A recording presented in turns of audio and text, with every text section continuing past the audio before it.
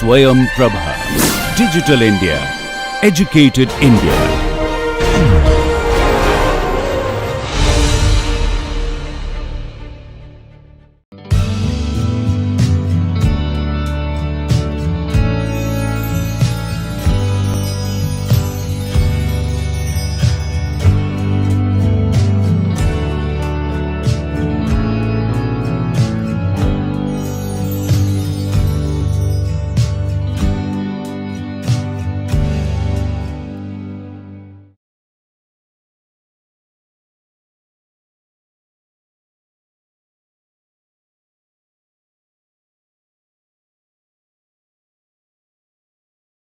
Hello all, welcome back. Till now we were discussing about Reynolds transport theorem. We have seen the derivation of Reynolds transport theorem and we have seen the relationship between the Lagrangian and Eulerian concept of fluid flow. Now what we will do, we will make use of the theorem which we have derived in the previous lecture, that is Reynolds transport theorem, for the derivation of conservation laws. The conservation laws are mass conservation, energy conservation and momentum conservation. So, let us move on to that. This is the Reynolds theorem which we have derived in the previous lecture. So, Reynolds theorem is relating the time rate of change of extensive property dB by dt of a system to the time rate of change of extensive property within the control volume and the net outflow of extensive property across the control surface. So, this we have explained in detail in the previous lecture. So, now we will make use of this theorem for the derivation of conservation of mass, conservation of momentum and conservation of energy. Let us start with the derivation of conservation of mass by making use of Reynolds transport theorem. That is, we are going to derive the integral equation of continuity. Conservation of mass equation is also known as continuity equation. We commonly make use of the term continuity equation in hydrology. It is nothing but the mass conservation equation. So, here we are going to make use of Reynolds transport theorem.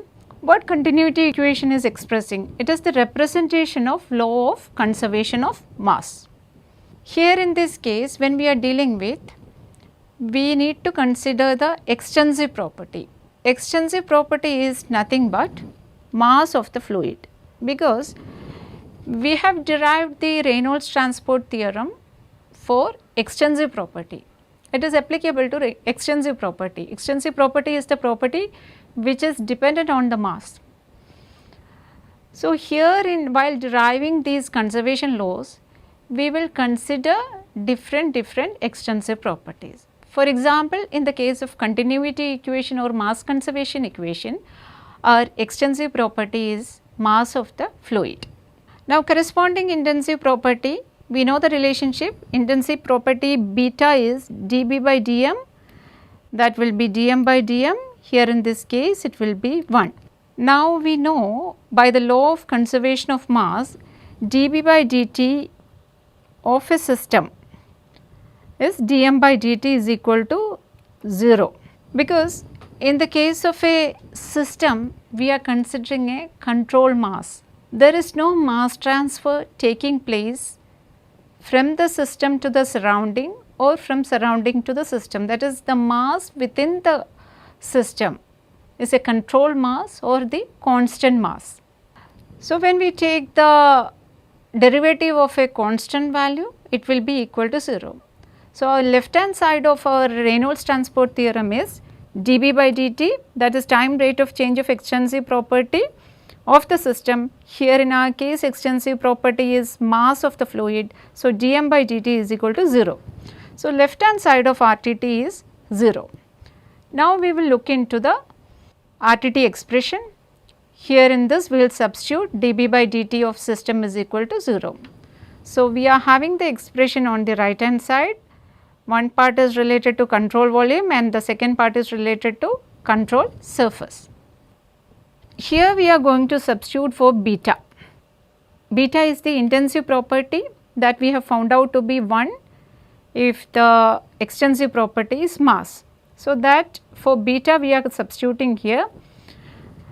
So, our expression will be coming out to be like this: d by dt of volume integral of rho dV within the control volume plus surface integral of rho v dot dA across the control surface is equal to 0.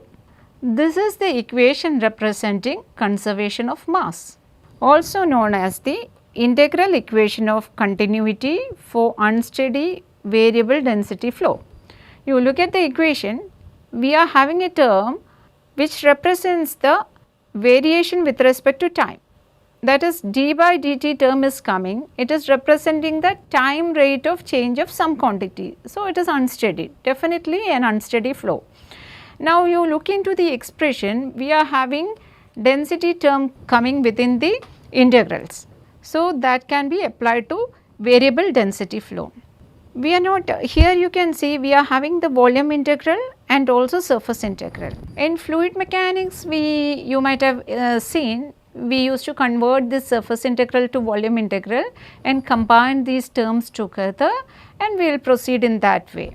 But here in the hydrology perspective, I am not going to make use of Gauss divergence theorem, that is surface integral can be converted into volume integral by making use of mathematical theorem. So, here I am keeping as such, I am not changing the surface integral to volume integral, because we can make use of the theorem, Reynolds transport theorem as such while we move ahead in the complex topics. So, this is our integral equation of continuity for unsteady variable density flow.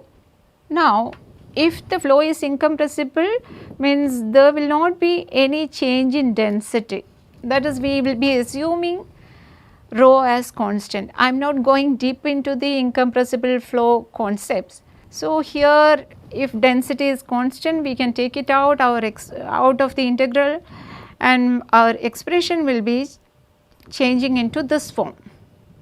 Now, the first term d by dt of volume integral of dV across the control volume. So, that can be, that is whatever changes taking place, the volume integral is representing dV across the volume integral of dV across the control volume, that can be represented by S, total volume of fluid within the control volume. So, this is volume integral is across the control volume dV, that is represented by S. If you are having the notation S, that is representing the storage of a control volume, because this is very important concept when hydrologic problems are concerned. Now, the second term is the surface integral of V dot dA across the control surface, that is, that second term itself is consisting of two terms, one is related to the outflow region and the second part is related to the inflow region. So, net outflow considering inflow region and outflow region is combined together in the second term, which is represented by surface integral of V dot dA across the control surface. So, we are having the net outflow, that is split into inflow and outflow control surfaces. So, this expression is again rewritten in this form, that is ds by dt plus surface integral of V dot dA across the outflow control surface minus surface integral of V dot dA across the inflow control surface, that is equal to 0. So, net outflow we are representing, that is the terms corresponding to net outflow, that is related to outflow control surface and the inflow control surface, can be denoted by inflow IT and outflow QT, and we are going to substitute in terms of IT and QT. So, the expression will be taking this form, ds by dt plus QT minus IT is equal to 0. So, this is the continuity equation which we use for unsteady flow. So, if the flow is steady, sometimes we will be assuming for simplicity we will be making the system to be steady. So, in such case variation with respect to time will be 0, that term need not be considered. So, ds by dt will be equal to 0. What does it mean? There will not be any change in storage take place. That means qt is equal, ds by dt is equal to 0, which implies that qt is equal to it. Inflow is equal to outflow. Whatever coming inside, that is going out. So, there is no changes taking place in the case of storage. Otherwise, how changes takes place in the storage? That is, some amount is coming inside and some amount is leaving. So, both are different. So, that difference will be stored within the control volume, right. So, that is why we are telling the mass can come inside and leave the control volume. There is changes taking place in the case of mass with respect to control volume. It is not the same with the system. In the case of system, the mass is constant. So, here in this case, in the case of steady flow, there is no change in storage taking place. That means ds by dt is equal to 0, implies that q of t is equal to I of t, that is outflow is equal to inflow. So, that much about the conservation of mass or the continuity equation. Now, we can make use of Reynolds transport theorem for deriving the equation corresponding to conservation of momentum. So, I am again repeating the equation corresponding to Reynolds transport theorem, and now we need to have an idea about the extensive and intensive properties in the case of momentum. So, when Reynolds transport theorem is applied to fluid momentum, our extensive property B is mv, that is momentum of fluid flow. Now, we know the relationship between B and beta, intensive property. Intensive property is nothing but dB by dm, that is dmv by dm, it is equal to velocity of fluid flow. Now, what we will do? We will substitute in the Reynolds transport theorem. So, from Newton's law we know that time rate of change of momentum is nothing but the net force acting on the system. So, that is what is coming on the left hand side of RTT, that is dB by dt of system. Here in our case B is the momentum, and when time rate of change of momentum is considered based on Lagrangian principle or control mass principle, we know it is nothing but it is the net force acting on the system. So, corresponding to this term on the left hand side, dB by dt for system, we can substitute net force. So, that is what is written over here. Newton's second law is the time rate of change of momentum is equal to net force applied in that direction. So, dB by dt is dmv by dt is equal to sigma f. Net force we are representing by the notation sigma f. That can be substituted in RTT.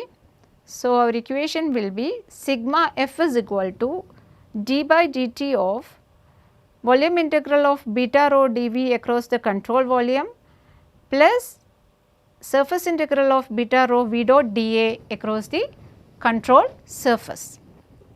Now, for beta we are going to substitute. We have computed the corresponding value of extensive property for momentum, that is V. So, beta we are substituting as V. So, our expression is taking this form. First term is time rate of change of volume integral of V rho dV across the control volume, and second term is V rho V dot dA across the control surface. This is our integral form of momentum equation. So, when we apply it to fluid flow problems, we will be finding out the corresponding expressions for sigma f. Different types of forces will be there, body force, surface force, point force. That way, depending on the problem, what are the forces existing, forces which are contributing to a particular type of flow, that we will be computing and that we will be substituting here in the left hand side. So, while deriving the Navier-Stokes equation you might have seen in fluid mechanics, but depending on our problem we will be considering different forces in the case of hydrology that we will be substituting. But as of now I am keeping this expression like this only. Whenever required we will substitute the required components in the particular equation. So, this is the integral momentum equation for unsteady non-uniform flow. You can see this is with respect to time it is changing and also it changes with respect to space. So, that is why this equation is applicable to non-uniform unsteady flow. Now, next principle is the conservation of energy. So, energy conservation equation or energy balance equation. Reynolds transport theorem I am repeating again. So, here in this case we need to check what is our extensive property and the corresponding intensive property. Left hand side is time rate of change of extensive property of the system. So, extensive property B is energy because we are going to derive the energy conservation equation. So, definitely our extensive property is energy. Now, coming to intensive property will be d by dm of this particular energy. So, we need to write this energy in the mathematical form. So, that can be written as B is energy, that is the sum of internal energy, kinetic energy and potential energy. Kinetic energy and potential energy are the mechanical forms of energy. The internal energy other than this kinetic energy and potential energy, any other form of energy coming is considered under internal energy. I am not going deep into the definition of internal energy, but when it comes to certain problems such as heat energy related problems, evaporation, those type of hydrological processes, we will be looking into it in detail. Here as such I am keeping as internal energy. So, total energy or the total extensive property in the case of energy conservation principle, while we are going to derive the energy conservation equation, extensive property is the energy that can be written as the sum of potential energy, kinetic energy and internal energy. So, that can be written in the mathematical form. We are representing internal energy by a notation En, and we know the expression for kinetic energy, that is half mv square, and potential energy is mgz. So, B can be written as B is equal to En plus half mv square plus mgz. Now, what will be the corresponding intensive property? We have to differentiate it. Beta is equal to En. En as such I have kept capital letter is taken for En, internal energy. When we are differentiating it with respect to mass, I have put small en, and half mv square corresponding to that beta will be half v square, corresponding to mgz it will be gz. So, we got the expression for intensive property corresponding to an extensive property of total energy. Now, the things are very simple. What we were doing earlier, the same thing we will be doing here also. That is, right hand side of the RTT will be considering this intensive property. So, RHS of RTT, wherever beta is coming, we will substitute these terms. But what is dB by dt of a system? Left hand side of RTT. For that we need to have an expression. When we were talking about momentum, we have mentioned that according to Newton's second law, time rate of change of momentum can be put as net force acting on the system. That is why we have substituted in that case as sigma f. But in the case of energy conservation principle, what we will substitute in the case of dB by dt, let us see that. Left hand side is dB by dt of a system. So, system we have seen very clearly while deriving the Reynolds transport theorem. Let us consider a system. I am just drawing a simple system.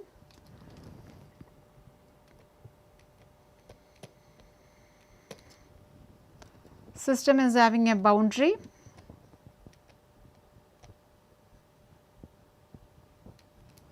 and surroundings that is near to the system boundary.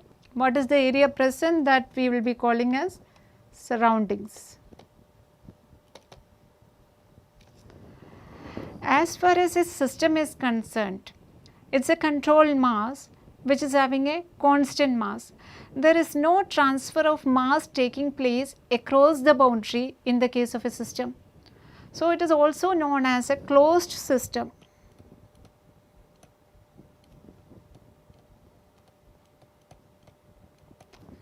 So, certain terms synonymously used: closed system, simply system, or control mass.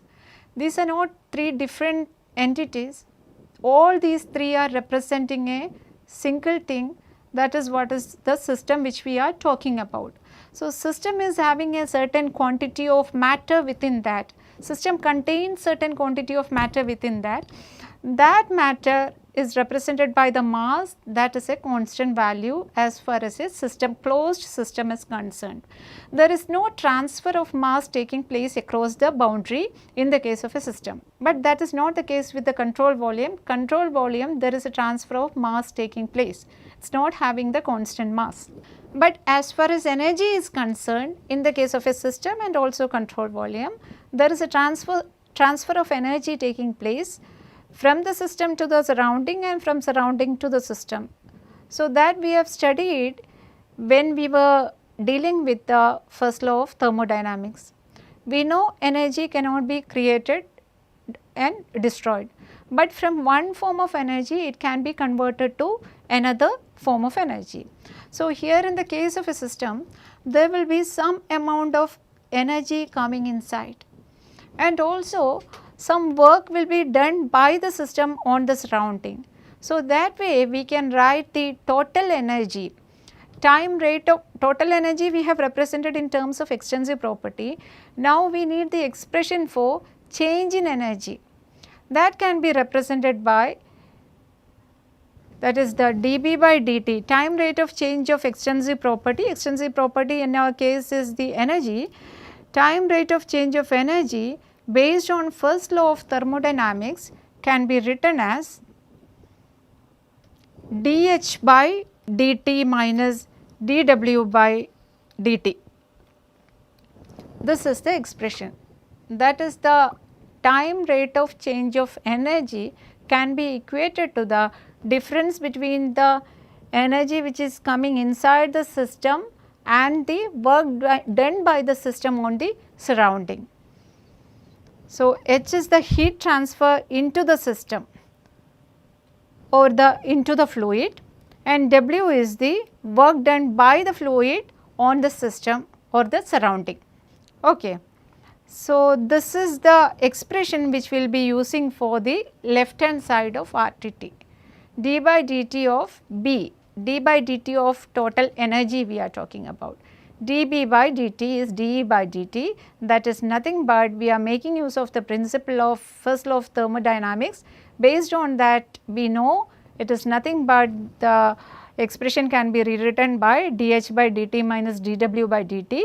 H is the heat transfer into the system, that is if you are having the system, some energy is coming inside, that is the H, and the work done by the system on the surrounding, by the fluid on the system or the fluid is represented by the letter W. So, we can write the time rate of change of energy of the system as dH by dt minus dW by dt. Now, we are going to substitute this into our RTT, that is left hand side of RTT can be represented by this expression. Now, right hand side what we have done in the case of mass conservation, momentum conservation, in the same way we will be substituting the expression corresponding to intensive property instead of beta. So, we can write LHS based on first law of thermodynamics, RHS for beta we have substituted the intensive property corresponding to extensive property total energy. Total energy was consisting of internal energy, potential energy and kinetic energy. Corresponding intensive property we have written that intensive property we are substituting on the right hand side of the Reynolds transport theorem. So, finally, we will get the energy equation in this form.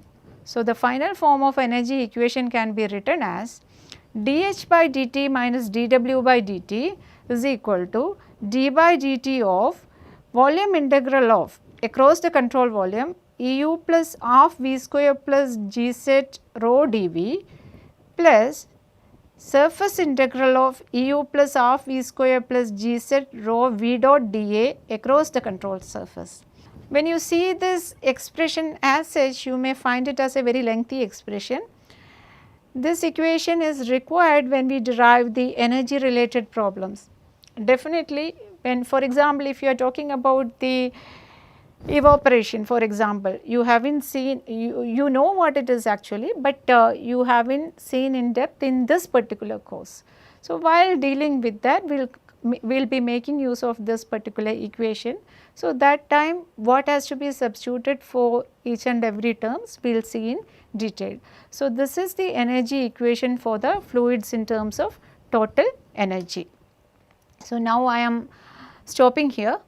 We have made use of Reynolds transport theorem for the derivation of conservation laws. So, first equation which we have derived is the mass conservation equation. In that case, we have considered dB by dt of system to be, that is dm by dt. Mass cannot be created, destroyed, that principle we have used there, and dm by dt is substituted to be 0. So, that principle you should understand. We have assumed the system. We are not considering any changes taking place for the mass conversion. There are certain problems in which mass will be converted to other form, that is in the case of water converting to vapor. So, the total mass of the liquid is some part is converted to vapor. So, in that case dm by dt cannot be considered as 0. So, there are certain problems when the phase change is taking place, some problems related to chemical reactions, nuclear reactions. In all such cases, if we are considering individually each case, if for example water converting into vapor and we are considering single water phase, then we cannot substitute dm by dt to be 0. But as such, entire quantity of fluid we are considering in cooperative of water and vapor, then together we can consider. So, you have to be very careful while applying these theorems, but we have derived the mass conservation principle based on the assumption that there is no phase change or there is no chemical reaction or nuclear reaction taking place. Based on the principle, we have derived the expression for mass conservation. The similar way, while deriving the momentum conservation, we have made use of Newton's second law, and while deriving the energy conservation principle, we have used the first law of thermodynamics into account. So, you should understand, in all these cases we were making use of the left hand side is based on the Lagrangian concept, and Lagrangian concept when we were applying, we have used the concepts of fundamental laws, and that is related to the component which is coming on the right hand side, which is representing the Eulerian point of view for the fluid analysis. So, while dealing with the engineering problems, we can make use of this Reynolds transport theorem, and we can use of the fundamental laws which are derived based on Lagrangian principles for solving the engineering problems, which will be solved by using the control volume principles, that is, we will be analyzing within a fixed frame of reference. That fixed frame of reference, I am repeating again, here in hydrology we are considering a stationary frame of reference. This frame of reference may be moving also. So, certain fluid mechanics problems you will be dealing with the movable control volume. So, here in this analysis further on we will be considering the stationary control volume. So, that much about the Reynolds transport theorem and the application of that Reynolds transport theorem for the derivation of the conservation principles. So, here I am stopping now.